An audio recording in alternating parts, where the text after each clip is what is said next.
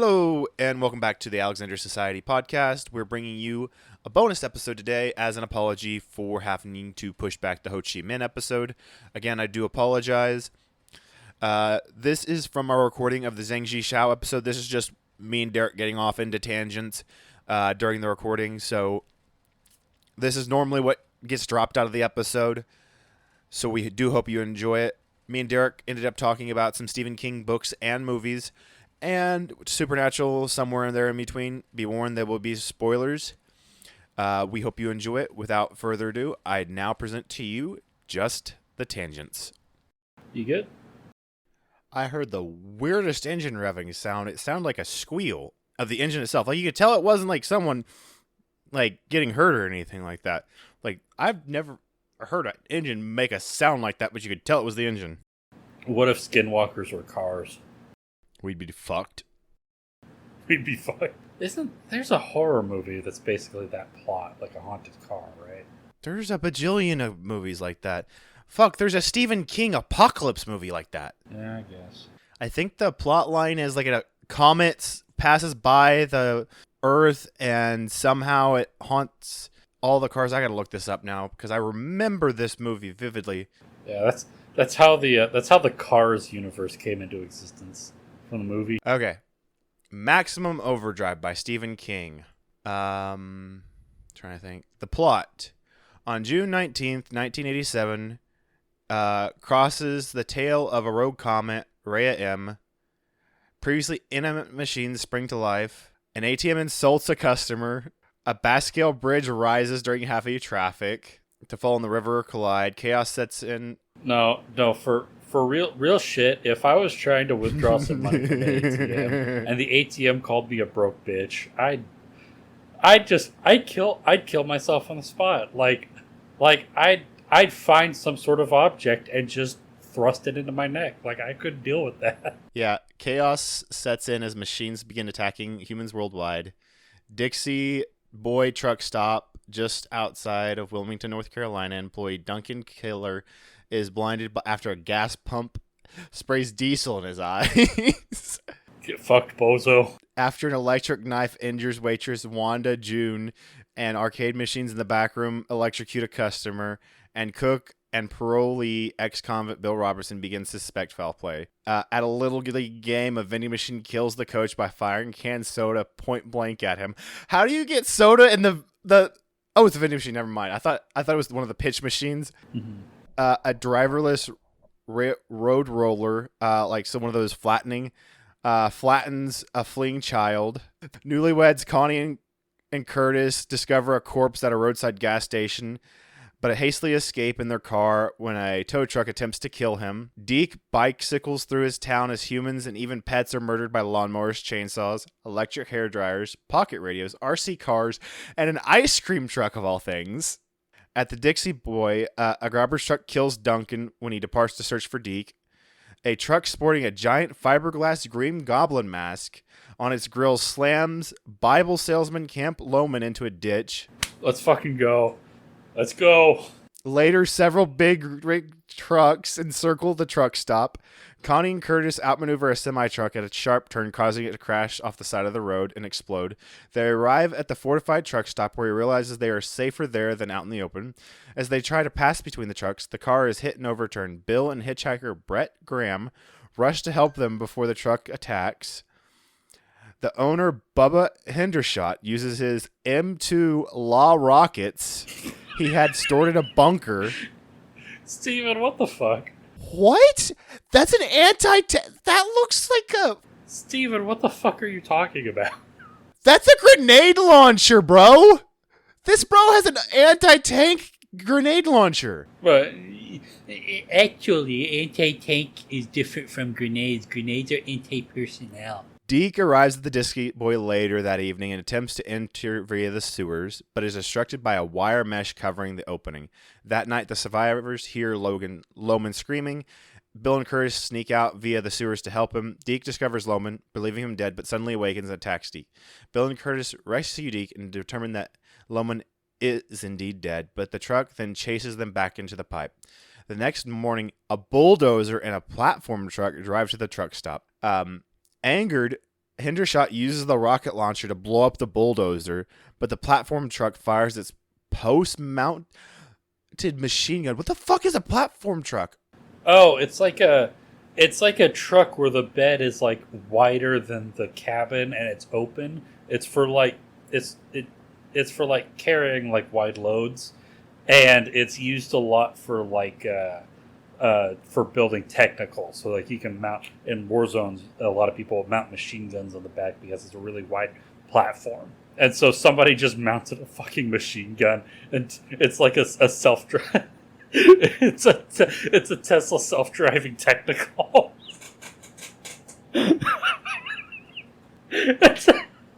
I'm sorry. I'm just imagining a Cybertruck with a Mod Deuce mounted on the back, and it's so fucking funny. Okay, so the platform truck fires its post-mounted machine gun into the building, killing several people, including him and Wanda, so I'm guessing Hendershot, the owner of the truck stop. The truck then demands, via Morse code signals sent through its horn that Deke deciphers, were they just to assume someone obviously knew Morse code? Who the fuck taught this truck Morse code? It's set in 87. Even then, that's a tough sell, assuming they actually knew Morse code. Demands that the humans pump the truck's diesel for them in exchange for their lives. As soon as the survivors realize their own machines... Hold on. You imagine if that was a human making the demand? Yeah, basically. Yeah, feed me by hand and I'll let you go.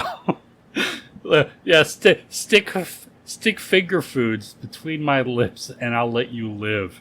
And then, like when you're trying to feed him, he just starts sucking on your next face. The survivors soon realize their own machines have enslaved them.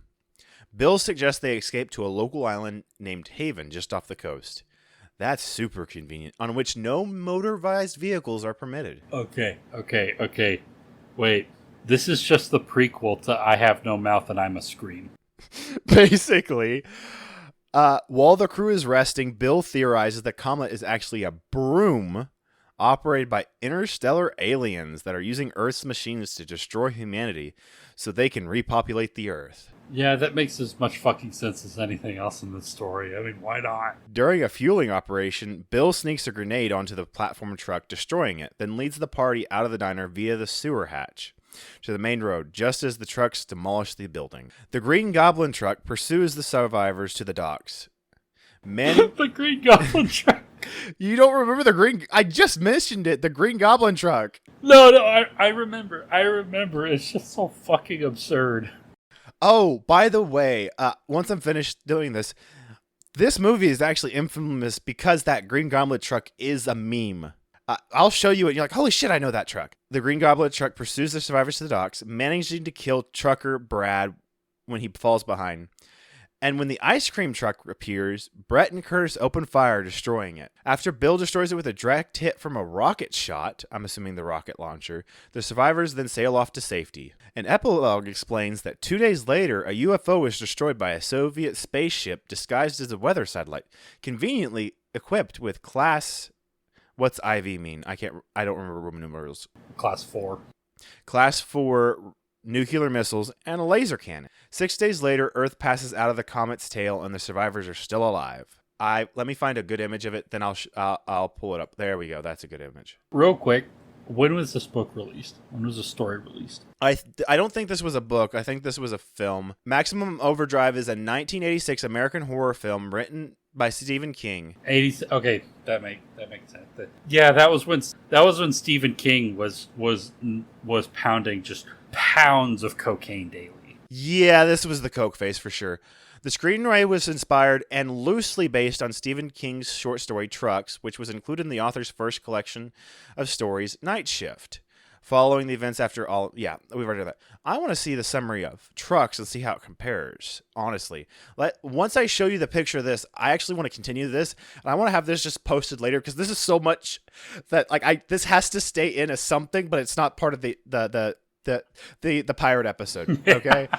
This is going out to the people. I don't know if it's going to be an outtake or if it's going to be like a bonus episode thing, but oh yeah, we could make we could make a whole podcast out of you explaining Stephen King plots to me.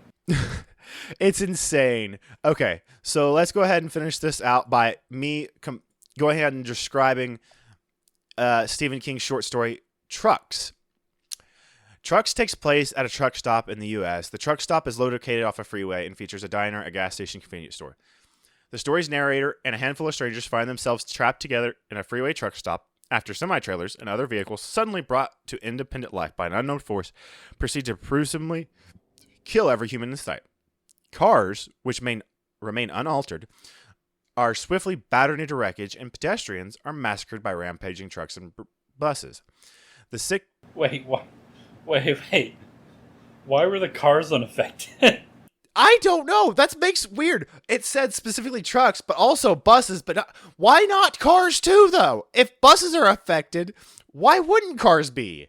I guess cars were just too... What, do they have to run on diesel? Is that the thing? Maybe? The 6 survivors hiding in the diner include the narrator, as well as an elderly counterman, a trucker, a young man named Jerry, and his girlfriend, and a salesman named Snodgrass. I shit you not. S-N-O-D grass. Snodgrass, right? Snodgrass. Okay. This is so fucking stupid, but the first thing I thought of is that's what a hick would call... If snuff were still a thing... Do you know what snuff is? Vaguely.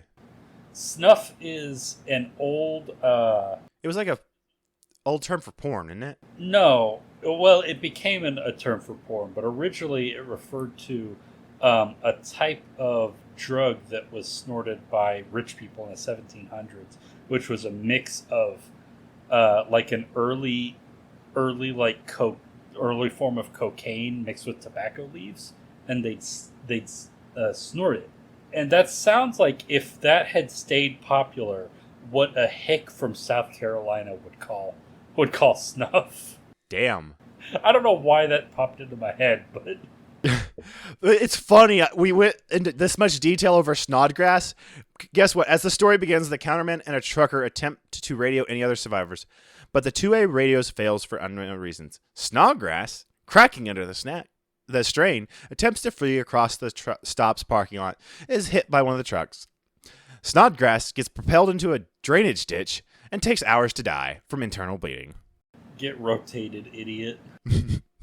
The situation worsens when the diner's power goes out, and the counterman instructs the survivors that they will need to consume the perishable meats and collect good potable water from the restrooms. While the employee restroom is inside the diner, the men's and ladies' restroom by the outside gas station, the narrator attempts to gather fresh water from those places, nearly costs him his life when the trucks realize what he's trying to do. Sometime later, a glimmer of hope appears when the trucks begin to run out of fuel. An enormous semi-truck noses up to the diner and starts blaring its horn erratically.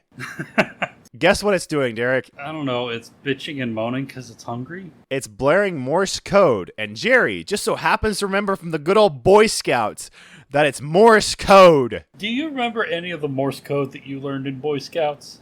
I didn't learn shit of Morse code in Boy Scouts. Okay, Oh, wait, no. The only reason I actually learned Morse code in or not learned, but... There's a merit badge for it, isn't it? There was a merit badge. It was like a merit badge back in like the 1930s, and they brought it back. I'm still sure I'm pretty sure it's still a merit badge. There was I forgot. It was part of the signaling merit badge that they did for the 100-year, the centennial. Those 4 merit badges that they brought back for the centennial. I actually got 3 of those. I still have them on the sash. They're really cool. They got the gold piping on them. Yeah, I remember. That was a year that I wasn't exactly super involved in Boy Scouts because I was living here in Tulsa due to some family issues. They're able to translate the Morse code, telling them that the trucks are demanding the humans start pumping fuel. The truck assures they will not attack people who refuel them. The narrator gets outvoted when he suggests they comply with this. A bulldozer arrives and proceeds to attack the diner. Naturally, yeah. The narrator and Jerry destroy the bulldozer with improvised Molotov cocktails. But the diner is half destroyed, and Jerry and the trucker are killed. You know, it occurs to me now I don't know exactly what a Molotov would do to a bulldozer. Because my initial reaction was, I don't think that would The only thing I can think is that maybe it fried enough wires for not to operate, but that'd be super hard. Did a bulldozer in the 1980s have that much wiring? I mean, it may have been able to burn enough of like the hoses and such in there. I I guess, but I'm just wondering if if like it'd be able to get into the engine block itself. I don't. I'm talking out my ass. I feel like a bulldozer so this was published originally in 73. I feel like in 73 it would have been like a lot like old, you see older tractors from that time where some of like the engine is a little bit of exposed. Maybe not, I don't know. Yeah, I've got no fucking idea what bulldozers looked like back then. Me either. The remaining 3 humans surrender and, taking turns, start pumping the gas into a mile-long string of waiting trucks. When the narrator exhausts the fuel reserve of the truck's gas station, a fuel tanker arrives to replenish the fuel system. When the narrator is at the point of collapsing, he is relieved by the counterman, who starts pumping gas for his shift. Oh my god, they've actually enslaved the people. Yes, for real in this one.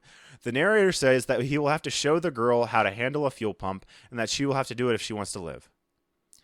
That's a bit sexist. This wasn't part of the episode, but this is staying in.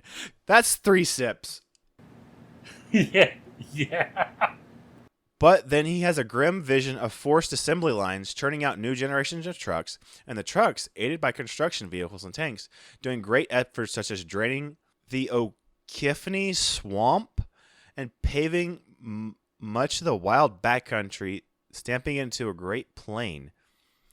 The story ends as a pair of planes fly overhead, and the narrator laments, I wish I could believe there are people in them. Have you ever watched Supernatural? I have gotten up to season 10. I started a rewatch recently, and I'm up to season 6. Okay, do you remember the Winchester Gospels? Oh, no, I remember. Have you finished all of Supernatural? Because I'm spoiled. I think I got right about up to season like 9 or 10. Chuck is fucking God? Oh my god. Well, Chuck isn't God. Chuck becomes a vessel for God. No, Chuck literally is God. Well, no, I thought... No, he's literally God. I thought it was just kind of the same thing as like the angels. It's like he just became a vessel possessed by God. No. It as far as I know, now I have to look it up to make sure I'm not wrong. Because I thought Chuck died, and then God came back later with Chuck's body, or in the form of Chuck. The way I understood it is God was always Chuck, and he just faked his death during that. Now I'm searching for spoilers. Okay, I'm going to go to the Supernatural fan wiki rather than just Wikipedia. I thought it was a brilliant choice portraying God as like a cowardly dork who is afraid of his own creations. I thought that was actually brilliant. It goes way further than that. Also, canonically, the guy who serves as the vessel for Michael to face off against Lucifer is an Eagle Scout. Adam's character? Adam, the third brother? Or are you talking about Jared Padalecki? No, that's not Michael's host. No, the one that Michael took control of when he couldn't get Dean. Adam. Winchester? No, he was a Winchester? Yes, Adam was their brother, their half brother. The whole point was they had to be brothers. I don't remember that. I don't remember. Okay. It's been like 6 or 7 years since I've watched Supernatural. So fucking... Oh, fuck. That'd be beautiful. That's another thing if we ever go big and get a Patreon. Tim and Derek watch Supernatural and discuss the ramifications of... oh, yeah. Just go episode by episode. And, like, the site of the battle between Michael and Lucifer was at the battlefield from the Battle of Carthage during the Civil War, which was in Missouri. Which is funny because the Carthage High School was Neosho High School's main rival, which is Neosho High School is where Caitlin went to school, and their main rival was Carthage High School. Okay, so basically, the summary that I know about Chuck/God is, after a while, he was just like, you know what? You all disappoint me. You're all imperfect in like a bad way. So fuck you guys. I'm fucking off. And then he keeps himself isolated so long he becomes like an anxious little cretin. I'm trying to get be able to summarize what happens. Yeah, no, that it wasn't like a vessel or anything like that. He just turned himself into gave himself a human form, and then assumed the role of a prophet named Chuck Shirley. Trivia about Chuck on the Wikipedia. Technically, God is the final baddie of Supernatural. Sorry, spoiler, Derek. As Chuck, before it's revealed, he hints that God is a cruel and capricious God in his first encounter with the Winchester family, but Sam tells him that he is not a god. Out of the 5 times Castiel has died, 3 of those times God resurrected him. Once after Raphael killed him, then when Lucifer killed him, and again when the Leviathans destroyed his body. I know Castiel. How many times did Dean and Sam die in that scene? Okay, they died so much. They died so much. Let's go down that rabbit hole after I finish this trivia, okay? God confirms that this in Don't Call Me Shirley when he claims that he has rebuilt Castiel more times than I can count.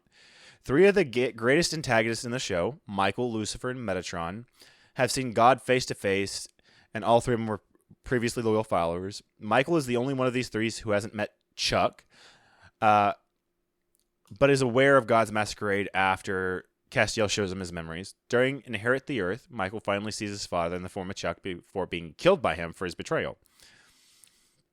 According to Sam in Phantom Traveler, God's name in Latin is Christo. Speaking to a possessed person makes them flinch. In truth, God in Latin is not Christo, but Deus. Christo would be Christ in the first century. Blah, blah, blah. That's just translation bullshit. In Road Trip, it is revealed that God left heaven due to Gadriel failing at his test to protect the Garden of Eden from evil. Later in Don't Call Me Shirley, God says he left because he was disappointed by all of his creations. He's just a disappointed father that just bailed. Do you think God stays in heaven because he too lives in fear of what he created? Because he too fear of his created. Fucking love that quote. In season 7, Death alludes to how God regards his creations as experiments when he speaks of the Leviathans, saying that God was worried that the Leviathans would chop down the entire petri dish. Oh, the Leviathan that season with the Leviathans was the biggest mindfuck of the entire series. You haven't finished it, but yes. That season is the one that sticks out in my brain so much for some reason. Joshua implied that the angels believed God would eventually return to heaven, but no one knew when he would do so. Man, do we have to go back and watch Supernatural again? Fuck. Honestly, that's just something we should probably fucking do as part of the podcast, and just even if we're not making money off of the podcast, just Tim and Derek watch Supernatural and just start a YouTube channel based on that. Yeah, and I'm gonna talk so much about the esoteric theories around like theology around angels and stuff like that. Oh yeah. There's so many mindfucks in Supernatural that explains why multiple paths. You want to know what their fuck off explanation for the pagan gods was? Wasn't Loki? I'm not talking about that, but yes. Yeah, Loki was Gabriel, right? Yeah, but I don't remember what this is a rough explanation, but basically what it was is God just wanted to give more depth to the world, so he just created the pagan gods with their storylines believing they were true. Maybe it kind of implies that the myths around them had already existed, and God was like, you know what, just fuck it, they're real. Fuck, I'd do that. I would do that too. Fuck it. Basically, the reason why he disguised himself as a prophet so he could get a fun row seat. God is just a child. He is just a child. Yeah, no. Apparently, Supernatural God is confirmed bisexual. Fair, valid. Can you guess what Supernatural God's considered mankind's greatest creations? There's 2 things. Twinkies. What's your second guess? Because it's two things. Judge Judy. No, he considers music and nacho cheese to be our greatest creations. The supernatural god has a blog about cats. Yeah. Supernatural God is the archetype of the straight guy who lurks on Tumblr but doesn't feel like he's deserving of getting involved because he's not gay or anything. Why the fuck are we talking about Supernatural again? Weren't we recording a podcast about a pirate? I don't remember, but we're here. Okay. We were. Okay. We were. Fuck off. We have one more thing to look up on Supernatural, and then we'll go back to topic. You wanted to know how often the Winchesters died. We got to answer that question. Okay. So our derailment from Supernatural will be over pretty quickly. Can you guess how many times Sam died? And you have two answers. There's a final total, and there's the main timeline. Oh, because they did a lot of like time travel and multiverse bullshit, didn't they? I'm gonna guess like 5. You're not even right on the main timeline. Sam died 8 times in the main timeline. Fuck. Oh, I was gonna say 8. I swear to God, I was gonna say 8. I thought, no, that's gonna be too much. Fuck. And then in other timelines / realities, there was 2 more. So there's 10 deaths of Sam in Supernatural. Okay, Dean, let's see. You want to get your guess in now? I think Dean died first, but I think he died less. So I'm going to... Okay, also, I'm going to caveat. We're not counting every single death that happens in that one episode where Dean and Sam repeat the same day. We're counting that as 1. But if we did count it, that'd be like hundreds. It's implied that we don't even see half of them, and it is hundreds, yes. For Dean, I'd guess 6. Without me reading through them and making sure these count as actual deaths, there are 13 total. Holy shit. Let me make sure if I counted that right. So, there's Mystery Spot, which is the one we were talking about where he dies a bunch. So that's 1. There are, that's when he sold his soul, so that's 2. Yeah, that was the one where he was killed by the Hellhound. Yeah. Then there's the Dark Side of the Moon, so that's 4. 5 for To Contact Death. 6 by Metatron, Angel Blade. Red Meat, Drug Overdose, To Speak to a Reaper. First Blood was a temporary death where they basically went to go. They had a Reaper help them. 9 is Advanced Tantanology, so he can temporarily die and free a ghost. That's Carry On as Dean's final death. That spoils the very, very end of the show, so I'm not going to spoil that. And then there's a Vision death, alternate timeline death, where he was sent to the future by an angel, I think. Time After Time, where he's killed by Kronos. Patience, killed by a Wraith. Atomic Monsters is a world where Sam continued drinking blood and became Demon Armory, killed by Sam. And then Proverbs 17:03, killed by Sam, who's possessed by Lucifer. So let me count it up one more time to make sure I had 13 as my right number. 1, 2. I was wrong. There are 16 deaths of Dean. I would have sworn on the Bible that I thought that Sam died more than Dean. Apparently, Sam also is the only character who appeared in every single episode. Because there was one episode where the whole plot line was that the Reapers were trying to kill Sam and Dean because they were so pissed off that they kept avoiding death because they kept dying and then coming back. Honestly, what we need to do at this point, Derek, is we need to just fucking start a YouTube channel and me and you just watch Supernatural. You pick an anime, I pick an anime, and then you pick a regular TV show. Oh man, I'm gonna fuck you up with Yu Senki. I swear to fucking God, I'm gonna fuck you up. Didn't we already watch Yojo Senki? That's That's Tanya the Evil. Yeah, I know. I watched all but the final episode. I still haven't finished the final episode. Okay, we'll go back and watch it again. I'm gonna fuck you up. Okay, we're talking about more murder vehicles. Oh my God. Have you ever watched Christine? No, but that's the one I've heard of. I don't know anything about it, but I've heard that title. It's based on the 1983 novel of the same name, and the film is from 83 as well. So it follows a family after they buy a 1958 Plymouth Fury named Christine. Why does a car have a name? A lot of people name their cars. I don't know that my car has a name as more of as it has a title, the tuna can.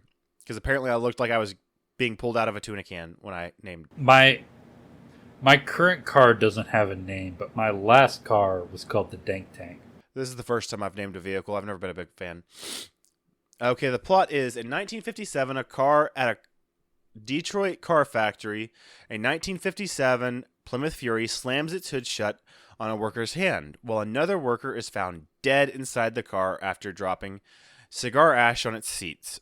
Fast forward to 1978 in Rockbridge, California. Nerdy high school senior Arnie is bullied on his first day of school by classmate Buddy Repperton and his gang, who draws a switchblade on him. Remember that from the 80s movies when people just fucking pull out switchblades? Hello, I'm Ed Asner.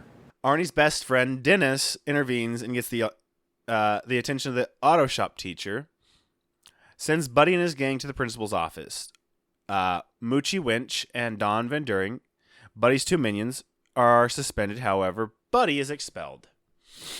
After school, Arnie and Dennis see a dilapidated 1958 Plymouth Fury for sale in a yard of a rundown house. The owner, George LeBay, brother of the recently deceased original owner, tells them the car's name is Christine, and despite Dennis's objection, Ernie purchases the car for $250. Even for 78, that's too cheap for a car. Arnie's parents, however, refuse to let him keep the car at their house. Arnie begins to restore Christine at a local garage owned by Gruff Will Darnell, who offers Arnie a part-time job and access to parts he needs to fix Christine. Soon, Arnie develops a rebellious, arrogant personality, worrying his parents and Dennis. Dennis confronts LeBay, who reveals that his late brother was also obsessed with Christine, that his 5-year-old niece choked to death in the car, and that his first sister-in-law and later his brother both committed suicide in the car. At night, Dennis breaks into the garage to inspect Christine, but when Christine's radio begins playing 1950s rock and roll music, he flees. I'd flee if I had to listen to 1950s rock and roll too. Yeah, honestly, same. Arnie begins a relationship with a new student, Leigh Cabot, who rejected all of the boys at the school. While playing a football game, Dennis is stunned at the sight of Arnie and Leigh kissing in front of the now fully restored Christine, causing him to sustain a severe injury that permanently ends his football career. What the fuck? One night when Arnie and Leigh are attending a drive-in theater, Leigh expresses jealousy over Christine. While alone in the car, Leigh nearly chokes to death on a hamburger, as Christine briefly locks her doors to keep Arnie from saving her. Oh, so Christine's just a jealous bitch. Yep. After Arnie drives Leigh home, she vows to never get into his car again. Later that night, Buddy and his gang sneak into Darnell's garage and vandalize Christine. Oh, that's a bad idea. Arnie, angered by the destruction, breaks up with Leigh and assaults his father when he confronts him about Christine after dinner. The next day, Arnie returns to the garage alone and watches Christine repairs herself. Over 2 evenings, the car kills Buddy and all of his gang members. Oh, that's a little tidbit to drop just like casually like that. I mean, that's how it was. This is how the Wikipedia article is written. Destroying his car and blowing up a gas station in the fucking process, apparently. Yeah. Christine,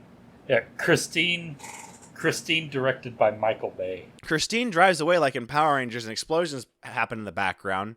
Returns to Darnell's garage where he crushes him to death against the steering wheel. By morning, Christine is back in perfect condition when the police find Darnell's body. State Police Detective Rudy Junkins, wow, questions Arnie about the death of Darnell and one of Buddy's gang members, Moochie Welch.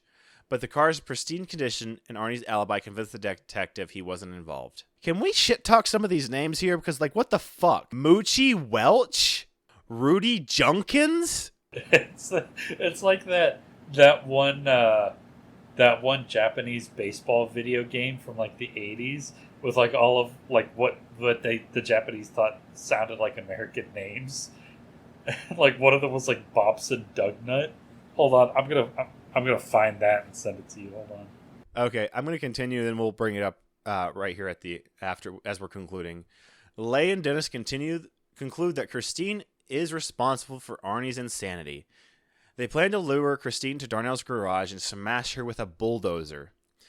But Christine surprises them by getting them first, after emerging from a pile of scrap metal after dark. The fuck? Lay flees on foot while Dennis battles Christine with the bulldozer. Again with the bulldozer. What the fuck? What was up with Stephen King and like bulldozers? Self-aware vehicles and bulldozers. Arnie, now driving the car, in an attempt to run Lay down, Christine crashes into Darnell's office. Arnie is thrown through the windshield and impaled on a shard of glass. Oh, this is so fucking dumb. I'm sorry, dude. He pledges his love by reaching out and touching Christine's grill one last time. And Christine pledges her love by playing Pledging My Love by Johnny Ace on her radio as Arnie dies.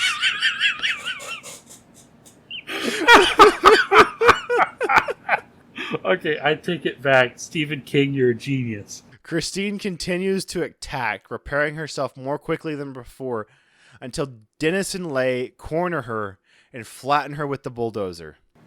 Rip bozo.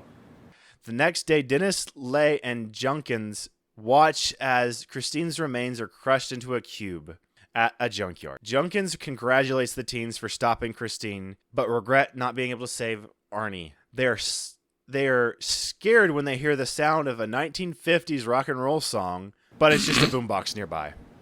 Oh god, they've got PTSD, but for diner rock, 50s rock and roll music. But secretly, unnoticed by any of them, Christine's grill twitches slightly. Hot. Okay, can I give you some of these names real quick? Yeah, let's go for it. Okay, so these are a list of names from a 1990s baseball video game made in Japan, using names that they thought sounded American. Sleeve McDickle, Onsen Sweeney. That one sounds realistic. Daryl Archideld, Anatoly Smorin. That one don't sound American. Anatoly Smorin? Yeah, that sounds Russian. That's what I was thinking. Yeah, that's what like a Russian villain would sound like in a Bond movie. Exactly. Ray McSriff, Glenn Allen Mixon, Mario McElwain, and that last name is spelled McRlwain. Raoul Chamberlain, Kevin Nagilny, Tony Smerick with an H, and then of course the classic Bobson Dugnut. Hey, you dug your nut yet, boy? Willie Dustus, Jeremy Gride, Scott DeRove, Shone, not Sean, but Shone, Furcott, Dean Westry, Mike Truck, Truk, Truck. Oh my god. Okay, this one it's Dwight, but it's there's no H, so it's just Dwight. Dwight Rorchigal, Tim Sandell, Carl Dandleton, Mike Cernandez, and Todd Gonzalez. Okay, that's all of them. Shit. Oh, I fucking love those so much. I think about Bobson Dugnut all the time. It's just stuck in my head. So, Derek, where can they find you? Has Dugnut sidetracked your brain? This whole fucking every single one of these derailments is this. It's been beautiful though. Like this is the best energy we've had on an episode in a while. Yeah. They can find me on Twitter at Visigoth. The first I is a 1, the O is a 0. They can find me on Blue Sky at Visigoth. The first I is a regular I, the O is a 0. Tim, what is the other stuff? So they can find me both on Blue Sky and Twitter on Tim, aka Otis. And then they can find us on the podcast at the Alexander Society Pod on Facebook and Instagram, Alex Society Pod on Twitter and Blue Sky, and Alexander Society on TikTok, which we've actually posted more content. If you have enjoyed this episode, please give us a rate and review on your streaming platform of choice, and we'll see you next time.